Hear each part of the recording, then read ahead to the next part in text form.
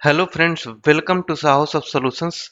दोस्तों, जैसा कि सीरीज में हम लोग वेब डेवलपमेंट का कंप्लीट कोर्स ट्रेनिंग कर रहे हैं और इसमें हमने अभी तक HTML कवर किया है। पिछले वीडियो में हमने CSS का इंट्रोडक्शन दिया था और CSS के बारे में हमने बताया था कितने टाइप का CSS होता है, किस तरीके से हम उसको यूज करते हैं, किस तरीके से लिंक करते हैं। अगर आपने नहीं देखा है पिछला वीडियो तो जरूर देखिए, क्योंकि ये CSS का पार्ट 2 है। मतलब कि CSS का जो भी सीरीज है इसमें एक दूसरा वीडियो है जिसमें हम CSS का सिलेक्टर्स के बारे में बात करेंगे। कौन कौन से सिलेक्टर्स होते हैं और सबको यूज करके देखने वाले हैं। तो इस सीरीज में हम सबसे पहले HTML देखे, अब हम CSS देख रहे हैं। उसके बाद हम आगे आने वाले वीडियोज में जावास्क्रिप्ट, jQuery, बहुत सारी चीजें देखने वाले हैं। लास्ट में हम स्टैटिक वेबसाइट, डायनेमिक वेबसाइट, हर तरह के वेबसाइट भी बनाने वाले हैं। तो बने रहिए इस सीरीज में और अच्छे से एक एक वीडियो को फॉलो करिए। अगर आपने इस चैनल को सब्सक्राइब नहीं किया तो इसको सब्सक्राइब करिए। अगर इस सीरीज को अच्छे से फॉलो नहीं किया है तो आप इस वीडियो के डिस्क्रिप्शन बॉक्स में जाइए, इस का प्लेलिस्ट का लिंक इस वीडियो के डिस्क्रिप्शन बॉक्स में अवेलेबल है। उसको क्लिक करिए, बुक मार्क करके रख लीजिए ताकि सारा वीडियो आपको एक साथ लिस्टेड मिले। तो चलिए स्टार्ट करते हैं इस वीडियो ट्यूटोरियल को और इसमें हम देखेंगे कि CSS के अंदर सिलेक्टर्स का क्या रोल होता है, किस तरीके से हमारे ये वेबसाइट पर इफेक्ट डालते हैं। देखिए, तो हम सेलेक्टर्स की अगर बात करें तो नॉर्मली सिंपल सेलेक्टर्स होते हैं जिसमें एक एलिमेंट सेलेक्टर होता है, आईडी सेलेक्टर, क्लास सेलेक्टर। उसके बाद हम देखेंगे universal selector, grouping selector, nested selector. उसके बाद सूडो सेलेक्टर भी होता है। सब कुछ हम देखने वाले हैं। देखिए, हम डायरेक्टली प्रैक्टिकल पर फोकस करेंगे। मैंने देखा है बहुत सारे लोगों ने वीडियो डाल रखा है यूट्यूब पर, थ्योरी पार्ट कवर करते हैं। थ्योरी से अच्छा होता है कि आप उसको प्रैक्टिकली नॉलेज लीजिए, क्योंकि आपको फाइनली वेबसाइट बनाने हैं, वेब एप्लीकेशन बनाने हैं। किसी कंपनी में आपको जाइएगा तो वहाँ पर थ्योरी नहीं पूछेगा कोई, इंटरव्यू तक ही थ्योरी रहता है। तो आज के डेट में लोग इंटरव्यू में भी प्रैक्टिकल नॉलेज ढूंढ रहे हैं, आपसे कोड लिखवाते हैं। तो इसलिए हमारा जो वीडियो होता है बिल्कुल कॉर्पोरेट लेवल का होता है और हम लोग ज़्यादा फोकस करते हैं प्रैक्टिकल पर रेदर देन की थ्योरी, क्योंकि practical is better than theory. क्योंकि हम प्रैक्टिकल अगर हमें नॉलेज है तो हम थ्योरी बना लेते हैं। तो हम सबका प्रैक्टिकल बिल्ड एग्जाम्पल अच्छे तरीके से समझने वाले हैं। अगर आपको नहीं समझ में आएगा तो आप हमें कमेंट भी कर सकते हैं, हम आपके कमेंट का रिप्लाई जरूर करेंगे। आप कोई सजेशन देना चाहते हैं तो उसका भी कमेंट करेंगे, तो उसका भी वीडियो हम आगे आने वाले से वीडियो में लेकर आएंगे।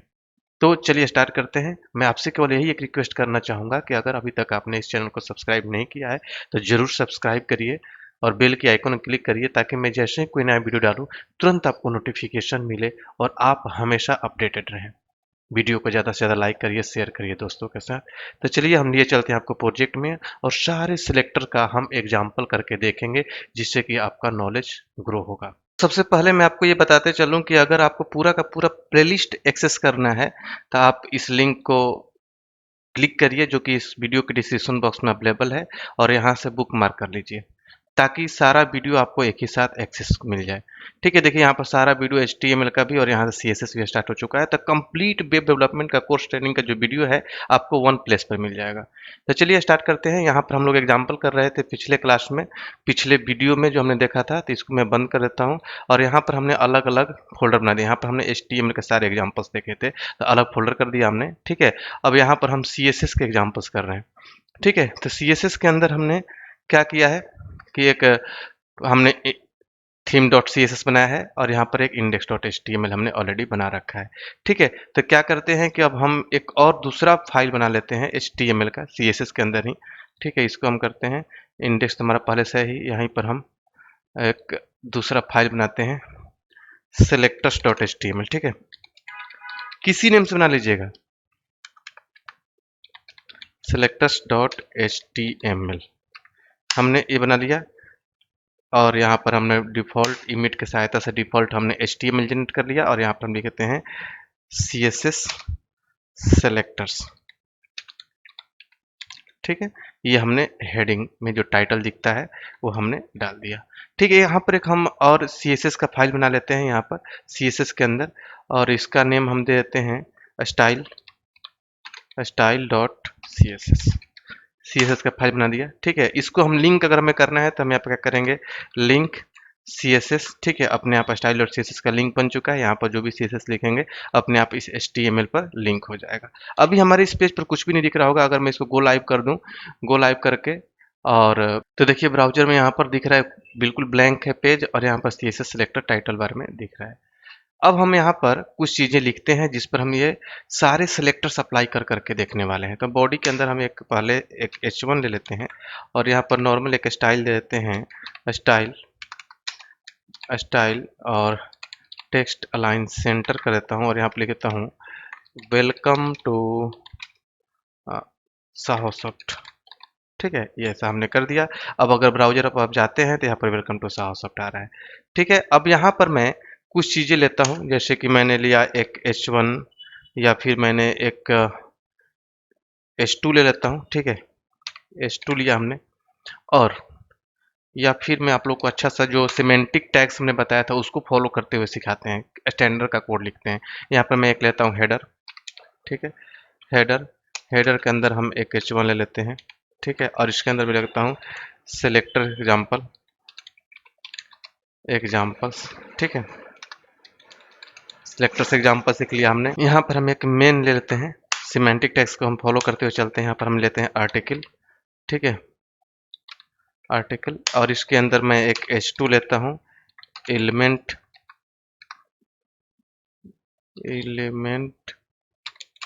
सेलेक्टर। ठीक है, फिर एक यहाँ पर पी टैग लेते हैं, यहाँ पर लोरेम कुछ डालता हूँ इस तरीके से कुछ टेक्स्ट, ताकि इस पर हम कुछ अप्लाई करेंगे। फिर एक और सिलेक्टर लेते हैं, इसी को कॉपी पेस्ट फटाफट कर लेते हैं, ज़्यादा टाइम ना वेस्ट करते हुए, ताकि वीडियो बड़ा ना बन जाए। ठीक है, यहाँ से कर दिया हमने। यहाँ पर इसको लिखते हैं ID सेलेक्टर। ठीक है, और इसको हम करते हैं क्लास सेलेक्टर। इस तरीके से हमने कुछ बनाया। ब्राउजर पर आप जाकर देखेंगे तो कुछ इस तरीके से हमारा डिजाइन रेडी है। अब हम क्या करने वाले हैं, इन सारी चीज़ों पर हम अलग अलग सिलेक्टर के थ्रू CSS अप्लाई करना सीखेंगे। अलग अलग सिलेक्टर को कैसे यूज करते हैं, कौन सा सिलेक्टर किसको टारगेट करता है, ये सब कुछ जानना जरूरी है। अगर हम यहाँ पर आते हैं, देखिए हमने ऑलरेडी एलिमेंट सिलेक्टर को देख रखा है। जैसे अपने पिछले वीडियो में हमने बता रहा है कि H1 को H2 को कैसे टारगेट करते हैं। ठीक है, इस थीम वाले में देखिए यहाँ पर हमने P को H1 को टारगेट करना सिखाया था। तो ये P क्या है, H1 क्या है, एलिमेंट है।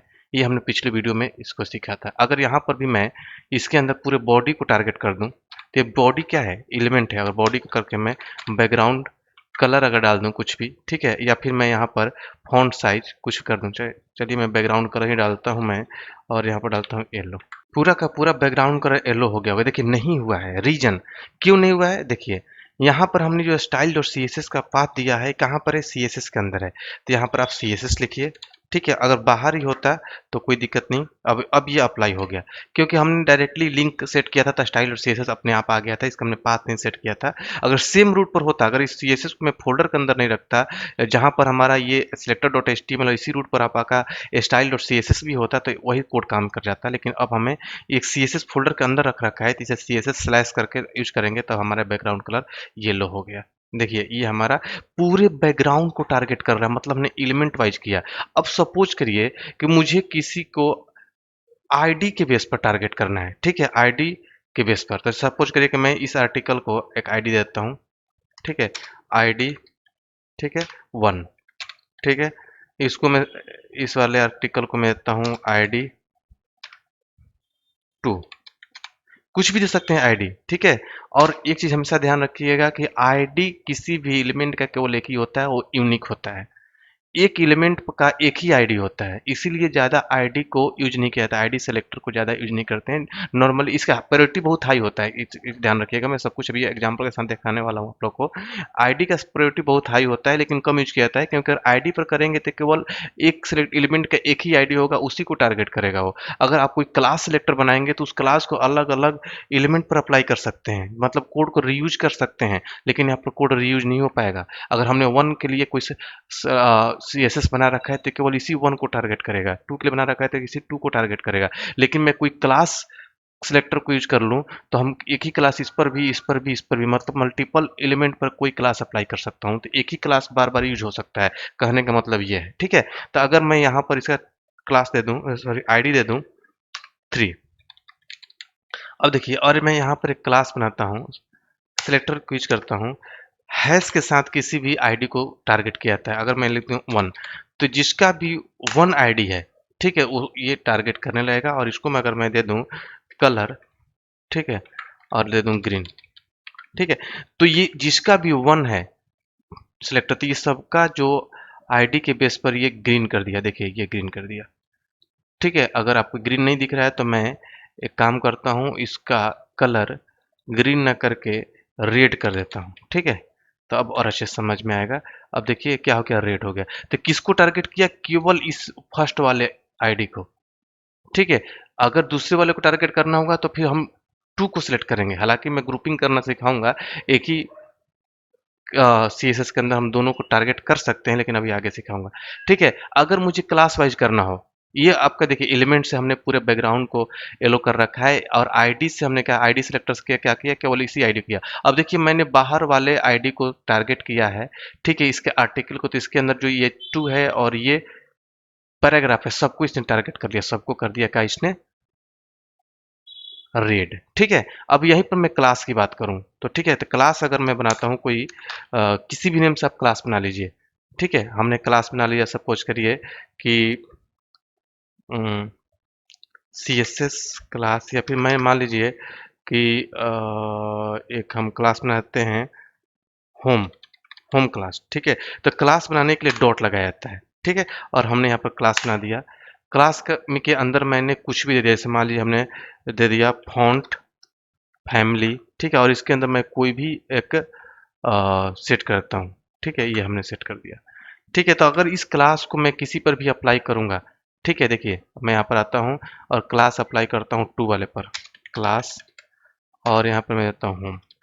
ठीक है, अब मैं सेव करता हूँ और चलता हूँ ब्राउजर पर, तो देखिएगा क्या डिफरेंस दिखेगा। देखिए इसका जो फॉन्ट फैमिली है अलग हो गया। ठीक है, इसका फॉन्ट फैमिली अलग है, मतलब फॉन्ट अलग दिख रहा है और इसका फॉन्ट अलग दिख रहा है। ठीक है, तो मैं इस क्लास को चाहूँ तो मैं इस पर भी अप्लाई कर सकता हूँ, लेकिन वन वाले आईडी को मैं केवल इसी पर अप्लाई कर सकता हूँ क्योंकि आईडी बेस्ड है। ठीक है, अगर मैं इस क्लास को कॉपी करके यहाँ पर भी रखूंगा तो इस पर भी अप्लाई हो जाएगा। ठीक है, देखिए इस पर भी अप्लाई हो जाएगा, दोनों पर हमारा फॉन्ट सेम हो गया देखिए, जबकि इसका फॉन्ट अलग है। तो कहने का मतलब है कि आप क्लास को रीयूज कर सकते हैं। मैं यहाँ पर चेंज करूंगा इस क्लास के अंदर तो दोनों पर अप्लाई हो जाएगा। जैसे मान लीजिए यहाँ पर मैं क्लास कर दूं कलर, और कलर के अंदर मैं डाल दूं यहाँ पर ब्लू। ठीक है, तो ब्लू कर दिया हमने, तो देखिएगा इन दोनों का फॉन्ट कलर ब्लू हो गया। ठीक है, तो हम कोई क्लास बनाते हैं तो मल्टीपल एलिमेंट पर अप्लाई कर सकते हैं, लेकिन जो आईडी सिलेक्टर से आप करते हैं तो केवल एक आईडी को टारगेट कर सकते हैं। ठीक है, आई होप कि आप लोग को समझ में आ रहा होगा। हमने इसमें क्या देखा, एलिमेंट सिलेक्टर भी देखा, आईडी सिलेक्टर भी देखा, और क्लास सिलेक्टर भी देखा। इसके अलावा और भी सिलेक्टर होते हैं जिसको हमें अभी देखना है, तो हम अगला देखते हैं। जैसे मान लीजिए हमें यूनिवर्सल सिलेक्टर यूज करना है। ठीक है, सपोज करिए एक मैं और चीज दिखाता हूँ इससे पहले, क्लास सिलेक्टर। जैसे मान लीजिए हमारे पास एक और क्लास है, क्लास मार्कर। ठीक है, किसी भी नेम से बना लीजिएगा, और इसका मैंने कर दिया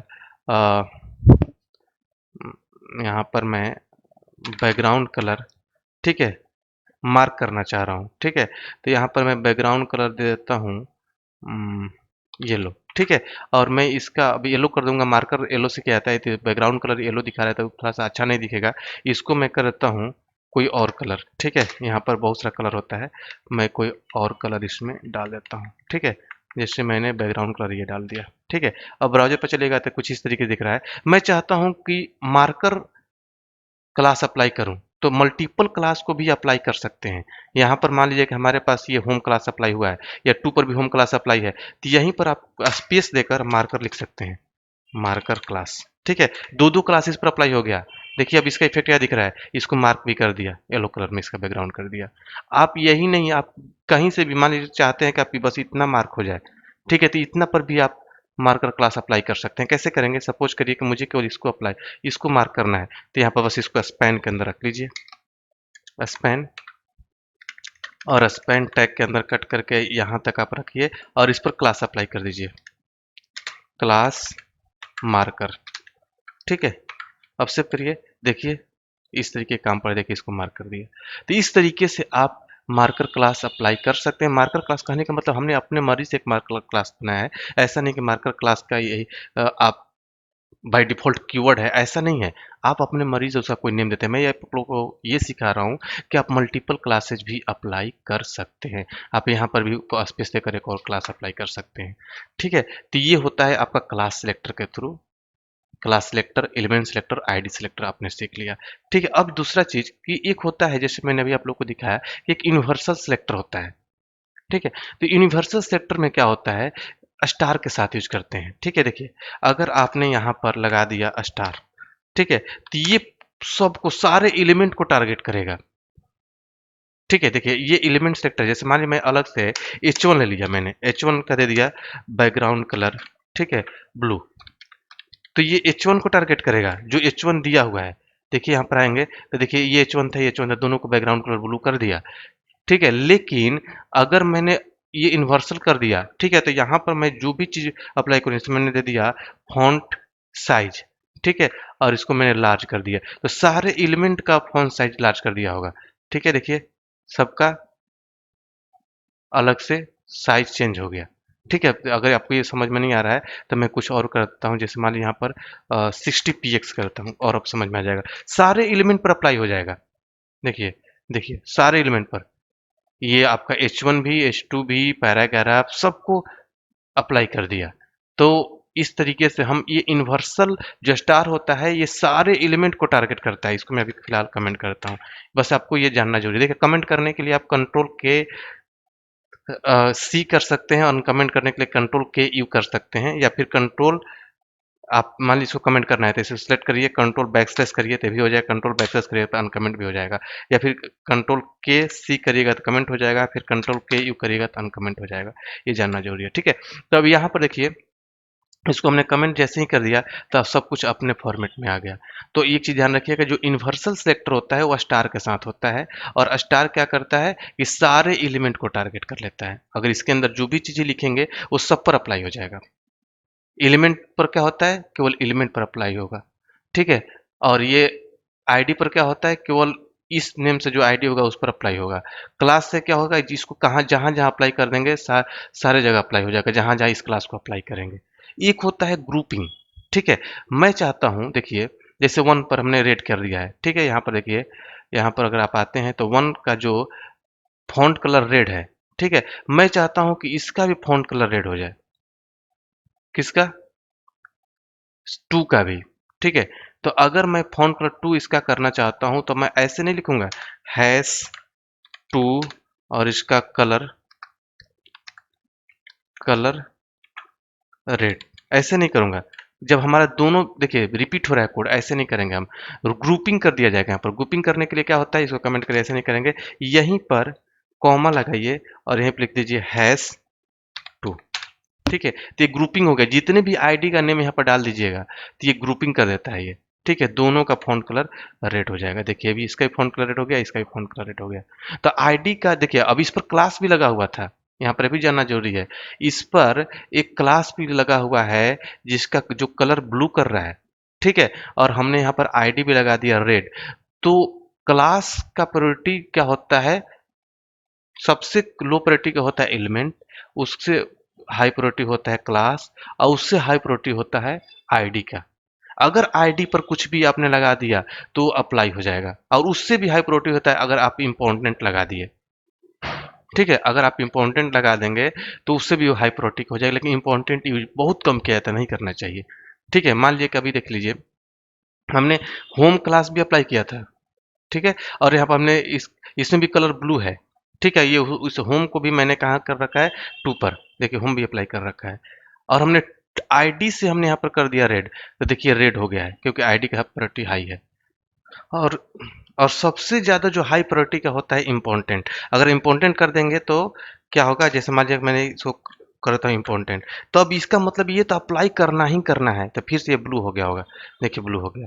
ठीक है, तो सबसे हाई प्रायोरिटी का होता है इम्पोर्टेंट। इम्पोर्टेंट बहुत कम यूज किया जाता है, नहीं करना चाहिए। ठीक है, अगर मैं इसको हटा देता हूँ तो आपको ये दिख रहा होगा कि आईडी वाला इम्पोर्टेंट हाई है। ठीक है, रेड अप्लाई कर दे रहा है, रेड कर दिया। ठीक है, जबकि क्लास का अप्लाई नहीं कर रहा है। ठीक है, और जैसे ही मैं इम्पोर्टेंट कर दे रहा हूँ तो ये ब्लू अप्लाई कर दे रहा है। देखिए ब्लू कर दिया। तो इम्पोर्टेंट बहुत कम यूज किया जाता है, इसका यूज बहुत कम करना चाहिए, अवॉइड करना चाहिए। एक सेलेक्टर होता है नेस्टेड। ठीक है, अब जैसे मान लीजिए कि मुझे टारगेट करना है कि इस आर्टिकल के अंदर, इस आईडी के अंदर, जैसे मान लीजिए आईडी है, इसका आईडी 3 है, इसके अंदर जो पैराग्राफ है, जैसे मान लीजिए कि मैं यहाँ पर पी टैग लगाता हूँ, ध्यान दीजिएगा अच्छे से। अगर मैं पी लगाता हूँ, पी, ठीक है, या फिर पी के लिए मैं बनाता हूँ, पी टैग के लिए, एलिमेंट के लिए, और यहाँ पर देता हूँ मैं क्या दे दूँ मैं, कलर दे दूँ, या फिर चलिए फॉन्ट फैमिली करता हूँ, फॉन्ट फैमिली, और यहाँ पर मैं कोई भी कुछ भी देता हूँ, जैसे ये देता हूँ, ठीक है। अब देखिएगा पी के लिए अगर मैं करूँगा ये, तो सारे पी देखिए, सबका पी अलग हो गया फॉन्ट, सबका, सारे पी का फॉन्ट अलग हो चुका है, ठीक है। या फिर मैं कुछ और भी अप्लाई करूँ इसमें, ठीक है, और इसमें मैं कलर कर दूँ, ठीक है, और यहाँ पर मैं डाल दूँ ब्राउन, ब्राउन तो पहले से है, यहाँ पर मैं कुछ और भी कलर डालता हूँ जो दिखे, ठीक है, मैं डालता हूँ पहले, ठीक है, सेव कर दिया हमने। ब्राउजर पर चलते हैं, देखिए सारे का फॉन्ट ये कर दिया अलग तरीके से। अगर मैं चाहता हूँ कि ऐसा नहीं, मेरे को केवल इस पैराग्राफ को करना है, ठीक है, केवल इस पैराग्राफ, तो हम यहाँ पर नेस्टेड करेंगे। कैसे नेस्टेड करेंगे, अब इसको कमेंट कर दीजिए, कमेंट, ठीक है। हम यहाँ पर नेस्टेड करेंगे कि मुझे जो आईडी है 3, ठीक है, इसके पैराग्राफ का ग्रेटर देन पी, अब इसके अंदर जो लिख दीजिएगा, ठीक है, इसके इसके अंदर मान लीजिए मैंने ये लिख दिया, ठीक है, तो केवल इसी का पैराग्राफ चेंज होगा। आइए ब्राउजर पर देखिए, केवल इसी का पैराग्राफ चेंज हुआ है, बाकी रेड इस तरीके से दिख रहा है, केवल इसी का पैराग्राफ का फॉन्ट स्टाइल भी चेंज हो गया, फॉन्ट फैमिली और कलर भी चेंज हो गया। तो ये होता है नेस्टेड सिलेक्टर, ठीक है, ये भी बहुत यूज होता है, नेस्टिंग हमें करने को बहुत मिलता है, ठीक है। एक चीज़ मैं और भी सूडो सिलेक्टर भी बताता हूँ, जैसे आप लोग देखते होंगे कहीं भी हम माउस ले जाते हैं तो कुछ चीज़ें चेंज होता है, फिर यहाँ पर हटाते हैं तो माउस ओवर पर भी आप कर सकते हैं, जैसे पैराग्राफ के ओवर पर लगाता हूँ मैं, ठीक है। तो जैसे मान लीजिए कि हम लगा देते हैं यहाँ पर पी कॉलन ओवर, ठीक है, यहाँ पर आ रहा होगा देखिए ओवर, ठीक है, और इस पे मैं चाहता हूँ कि बैकग्राउंड कलर, ठीक है, क्या हो जाए, रेड हो जाए, ठीक है, सेव, चलते हैं ब्राउज़र पर, ठीक है, देखिए हटा रहा हूँ, जा रहा हूँ तो रेड हो जा रहा है, इस पर जा रहा हूँ तो रेड हो जा रहा है, इस पर जा रहा हूँ तो रेड हो जा रहा है, ठीक है। तो ये ऐसा भी आप कर सकते हैं, सब सेलेक्टर का कमाल है, ठीक है। आप बैकग्राउंड कलर चेंज कर रहे हैं, कुछ और भी चीज़ें चेंज कर सकते हैं, मैं बैकग्राउंड कलर ना चेंज करके कुछ और भी चीज़ें आप चेंज कर सकते हैं, सॉरी इसका कमेंट ऐसे नहीं होता है, कंट्रोल जेड, कंट्रोल के सी, ठीक है, और यहाँ पर मैं करता हूँ फॉन्ट फैमिली, ठीक है, और यहाँ पर मैं डालता हूँ, या फिर मैं यहाँ पर फ़ॉन्ट स्टाइल कर देता हूँ, थोड़ा सा दिखना चाहिए इटालिक, ठीक है, सेव कर दिया। अब देखिए ब्राउज़र पर, यहाँ पर ये देखिए इटालिक हो जा रहा है, यहाँ पर करें इटालिक, लेयर इटालिक हो जा रहा है, ठीक है। तो इस तरीके से जैसे आप लोग देखते होंगे बहुत सारे जगह पे बटन लगा हुआ रहता है, बटन पर जैसे ही कर्सर लगाते हैं तो ब्लिंक करने लगता है, हटाते हैं तो ब्लिंक हट जाता है, मतलब क्लिक करो, तो इस तरीके के सेलेक्टर का यूज़ किया जाता है वहाँ पर।